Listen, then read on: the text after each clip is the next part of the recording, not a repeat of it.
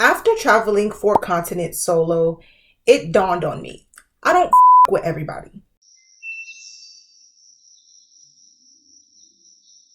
The expectation to shower every culture with praise, to paint every travel experience in hues of euphoria, it's not just unrealistic, it's bullshit. People want honesty, but how dare that honesty be the opposing view? Why must honesty fit into a travel brochure narrative? How dare my privileged ass not talk about every vacation I went on like it was the greatest travel experience of my life? Who the fuck do I think I am? As an American, I carry the baggage of a nation who is often accused, and rightfully so, of ignorance, xenophobia, and cultural incompetence. For your trouble. Thank you, Your Royalness. We don't speak as many languages as other people in other countries. We can't point out countries on a map, blah, blah, blah. Any critique made about another country or culture is immediately going to be met with pitchforks. Why are our perceptions of others infallible truths, but when it's the other way around, it's just dismissed as stereotypes? I don't know, man. I think it's a double standard worth exploring. Let's get into it.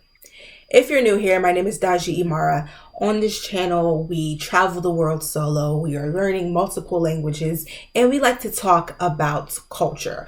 I'm very passionate about these subjects. I've been solo traveling for a couple years now. I'm learning Spanish, French, Italian, and Portuguese. So I'm really into other cultures beyond my own, and I want to share my thoughts about them with you guys. So let's get into today's video essay. It's okay to not like other cultures. An article published on CNBC by Chelsea Ong quotes, "On TikTok alone, the hashtag travel boasts 74.4 billion views, while some 624 million Instagram posts are about travel too." Every day, people are making their upcoming travel plans according to what they are consuming on social media. They see someone taking a beautiful picture on the Amalfi Coast, the sunsets, the beautiful homes, the boats in the water. They hear about the best coastside dinner in Portugal, so they book reservations 6 months in advance. So prior to going on a trip, not only do people kind of have an idea of what their trip might entail, they have it saved on their collections and their social media accounts of the exact moment they plan to recreate and post. I've seen the argument that people travel to post on Instagram, to kind of like flex on people. However, bragging about travel or your materialistic things isn't something new because of social media. The only difference is you're no longer just bragging to your peers, you're bragging to people around the globe.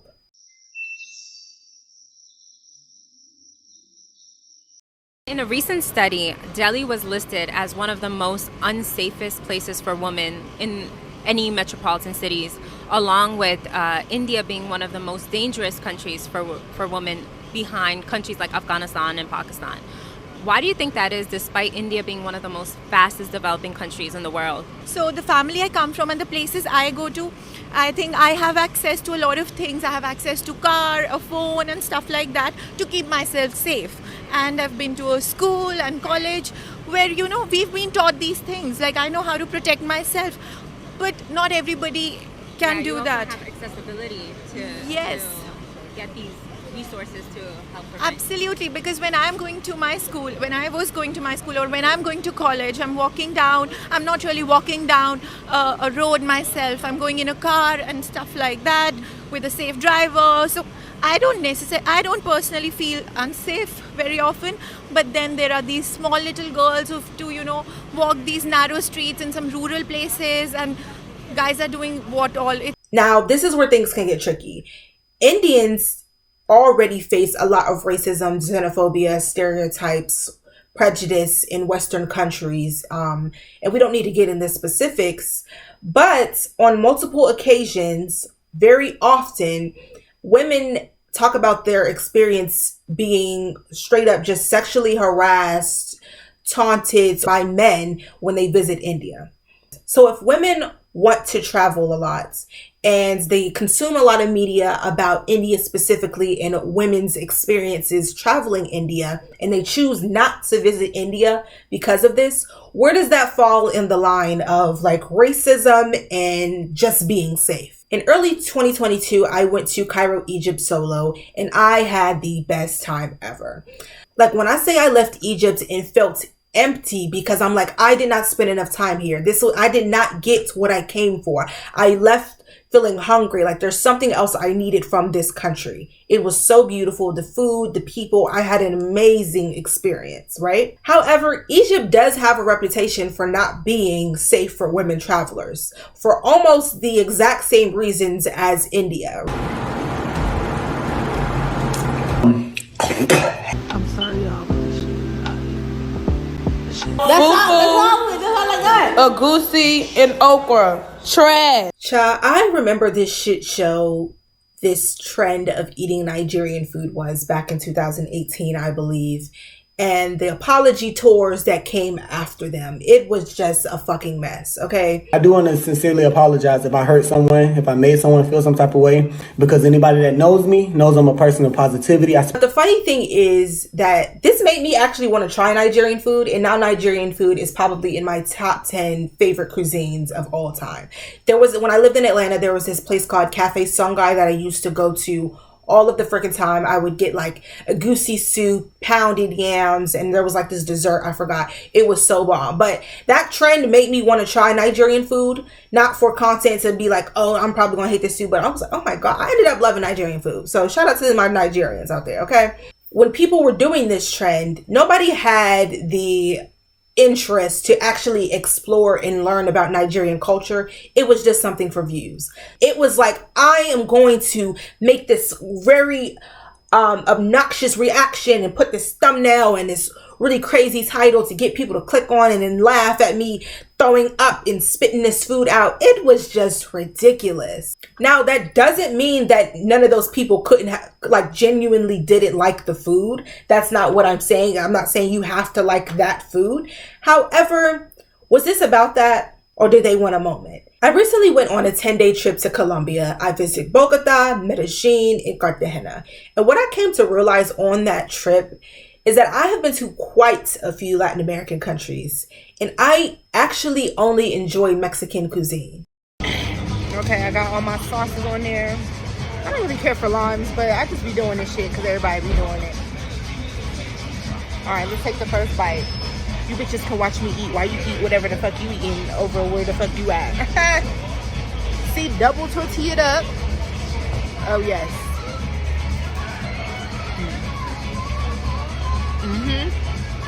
That's what I'm talking about right there.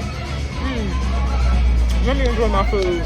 Don't get me wrong, I've had some great meals along the Arumba River in Peru and in an upscale restaurant in Panama, but it's only ever been it ain't been all that. You feel me? And even with that, I enjoy the experience of trying other foods. I enjoy putting myself out there and learning about other cultures and their taste for different types of cuisine. I loved learning about the locals' favorite places to get their lunch, dinner, their desserts. It's a great experience, even if I didn't enjoy the food in itself. The curiosity of exploration is my favorite part of travel. Having an open mind and not having any set expectations can really make or break an experience that doesn't even have to be travel related, realistically. So, me being the Libra that I am, let's play both sides here. Let's get everybody's side of the story, okay? I'm going to speak for the traveler on this end. Expedia says the average person spends a 45-day period before booking a trip. In that period, they spend 303 minutes or 5 hours on travel content. Bankrate says the average person spends $1,984 on vacation, up from $400 from the year prior, and the number can increase as the people going on to vacation do. So imagine spending 5 hours, $1,900 on a vacation, or for you not to like it. I would be telling everybody and their mama too. I'm like, do not do this. This was a waste. I didn't like it. And not to like bash the destination or the people that live there, but so that someone doesn't make the same mistakes or have the same experience I do. Believe it or not every negative thing somebody says about a travel experience is them being an asshole. It's just their experience, their perception of that place. Destinations like Paris are, seen to Americans as a dream destination. You get to see the Eiffel Tower and see it glow, and you get to taste croissants and baguettes and all these beautiful things. But what people, especially if you're chronically online like me, have been learning about French is they steal your phones. They are thieves over there. You can go on, it's like going to Paris and getting your things stolen is like a rite of passage. So that dream may have shrunk or just straight up disappear of visiting Paris for some travelers out there, because it's like, I don't want to go there and get my $1,200 phone stolen. Like, who wants to do that? Mexico has also been getting a lot of backlash because of their corrupt police. Who doesn't have corrupt police exploiting travelers for money? And this is another reason why you need to be following me and learning other languages, because very often they're able to exploit you because you don't speak the language. They are able to take advantage of that language barrier. Not me, because I can hear you talking about me. Okay, not me, not this one. Okay. Anyway, it's all just like, let's think about the traveler here. You spent all this time, all this money, you requested off that vacation time. You go there and it's not a great experience for you. It's not your cup of tea. That's fair. I think it's fair. Now, on the other hand, the person that is from this country, the person that lives in this country, the person that this is their everyday life, they don't get to enjoy the luxuries of visiting the Eiffel Tower on a Tuesday afternoon because they're at work. They don't get to, lay out on the beach because all the beaches have been bought up by corporations for tourists. They don't get these luxuries. Let's talk about them. Imagine you live on an island, you're surrounded by water, and you can't go to the beach. But tourists can. This is what's happening in Jamaica right now. There are destinations that, have done so much to clean up their reputation, or for tourists to just have all of these negative things to say. For example, let's talk about Colombia. Colombia has had a huge involvement in the cocaine epidemic in the 80s. And unfortunately, that created somehow a lot of drug lord icons. We have, Pablo Escobar, Griselda Blanco. There's been movies, tourist activities, all type of merch created about these people, right? While the epidemic that had a huge impact on, the countries in the Americas, those were the 80s. The 80s were 40 years ago, baby. You are not going to walk out of your hotel and get, mixed up in a cartel shootout. Those are just not the realities of today. In fact, on my 10-day trip to Colombia this year, when I went on a walking tour in Bogota, the guide at the very beginning of the trip specifically said, please do not ask me anything about Pablo Escobar because Colombia is so much more than a crack epidemic 40 years ago. And I agree with that. However, in every piece of entertainment that comes out internationally that becomes like a big thing, it tends to only cover the drug cartel. We have the Narcos, we have the Griselda movie that just came out. There are a lot of American crack epidemic movies and things, and then they're often in cahoots with Colombians. So it's everything about Colombia that becomes popular in the United States is solely about the drug cartel. So I understand why people only have that perception of Colombia in their head. So I don't expect everybody to have the positive perception about Colombia just off rip without just challenging the current facts that they have or the current information that they have. Hell, I see on the internet all the time that people are scared to come to the United States because of all the shootings.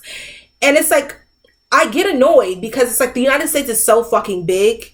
You really think you're about to just come here and you're about to be shot? But then I think about the time that I came back from a trip to Panama and I had to go to Target and somebody got shot in the Target. And then I shut up because then I'm oh yeah, you might just randomly get shot on an afternoon shopping for tampons. Yeah, that's a valid fear.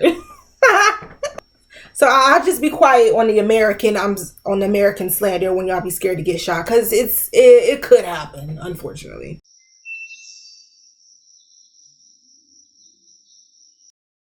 Who decided that dissenting opinions about cultural experiences need to be buried, laid down to the side, silence? It just needs to be very politically correct. Who decided that? Because I feel sometimes. No, I feel all the time. As an American, we are not giving the grace to respectfully critique other experiences or cultures. And one hand, I understand it. We are a colonizer country. White Americans, specifically, emphasis on whites, they have a long history of colonization, genocide, thievery, and just creating horrible narratives about people who are black and brown. So I get the critique that, hey, you're an American. It's very privileged of you to say you don't like this food or this culture or this whatever. Like, you know, this country, along with the UK, Portugal, Italy, and France, who get, you know, swept under the rug unscathed sometimes, which really isn't fair.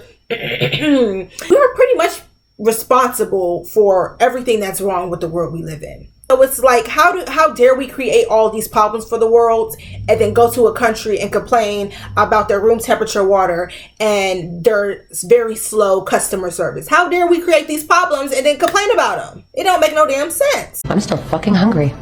How hungry? Starved. What are you hungry for? What do you have? Everything. You know what I'd really like? Tell me. A cheeseburger. But I will forever stand behind that you are allowed to go to another country, try their food, and say, I did not like it. You are allowed to go to the Chichen Itza and say it was underwhelming, because that's how I felt. When I went to Chichen Itza, all that it took to get to Chichen Itza, I'm like, okay, whatever that means. Like, but that wasn't my same experience for Machu Picchu. All that it took to get to Machu Picchu, a 2-hour bus, a 4-hour train, getting up at 5 o'clock in the morning, walking with altitude sickness. That was worth it. That site was absolutely fucking gorgeous, man. I kid you not. But that does not happen all the time. If somebody goes to Paris and they have a terrible experience because their phone got stolen, fuck the Eiffel Tower. Fuck it. I'm talking shit about Paris. Y'all some thieves. Y'all doing this, that, and the third. I couldn't even get the picture by the Eiffel Tower because y'all stole my phone. Somebody goes to India and they say, I wanted to love it. I wanted to see the Taj Mahal. I wanted to try the food, but men kept sexually harassing me. Hell yeah, I'm gonna tell women. Hell yeah, I'm gonna be very vocal about my experience. No, I'm not gonna be like, oh, actually, it was great. You know, being uncomfortable and feeling like my life is in danger wasn't that bad. It was worth the picture. No, we're not doing that. So my humble opinion, you should be able to respectfully talk about a not so great travel experience and be left unscathed. You should be like, okay, that's fair. That's your perspective. Because while all of the women who talked about their terrible experiences in Egypt, they're allowed to do that. They felt uncomfortable by some of the men there. They were being harassed by hagglers. Maybe the pyramids of Giza were underwhelming to them. I had the best time, so I'm talking about how great it was. But I'm not mad at anybody else who didn't have the best time like I did. That's okay. I'll live. There's ways to speak about things without being racist, without being xenophobic, without just being an ignorant, privileged imbecile. Oh no. You don't understand. This isn't a lie. What? It's like a totally important designer. There's ways to do it, and both perspectives should be respected, and everybody's allowed to have an opinion. Hello, that's why they're opinions, not facts.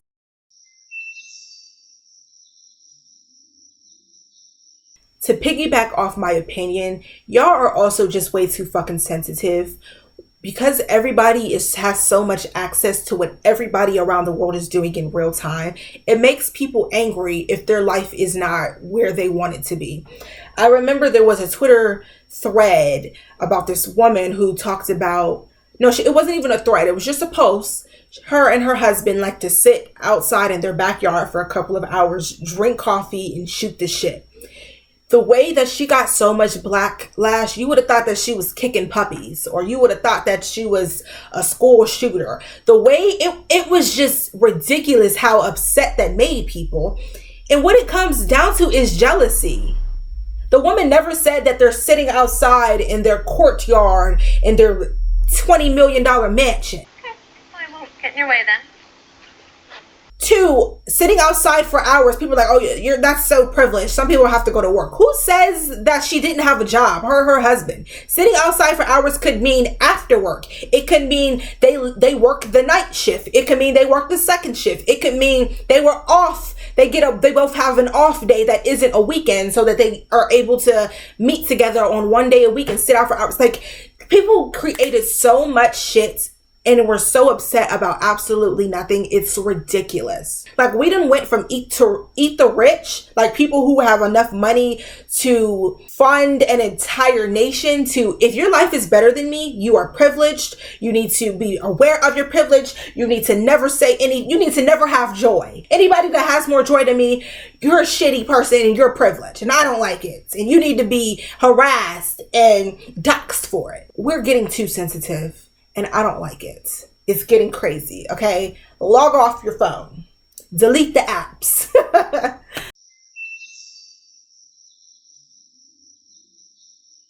I want everyone to be okay with people having the opposing view. I want the unpopular opinion to be met with grace because, you know, there's 8 billion people on the earth. Everybody's not going to think the same. And that's okay. You are okay. You will be okay. You know what I mean? To go around this world expecting people to think the way you think, who come from different cultures, with different language, with different morals, with different beliefs, it's just unrealistic. But I also am empathetic to the people on the other end who don't. It's hard to hear something about your culture, about your language, about your country being talked bad about. I get that as well. And that's a valid feeling. You can't, that's a you problem that you can't really like do anything with, because especially if you're a very patriotic person, if you come from a country where there's a lot of pride in it, and then somebody's coming there for a couple days talking about all the bad things they didn't like, it's like, it's kind of, you know, scary. But I do not condone disrespecting other people's countries, religions, things of that. Again, there's a fine line between criticism and disrespect. And we all need to figure out that line while giving everyone grace, whether they come from a Western country or a third world country, whatever these fucking words mean. Everybody just chill out, okay? Your own background, experiences, and preferences will shape your perception.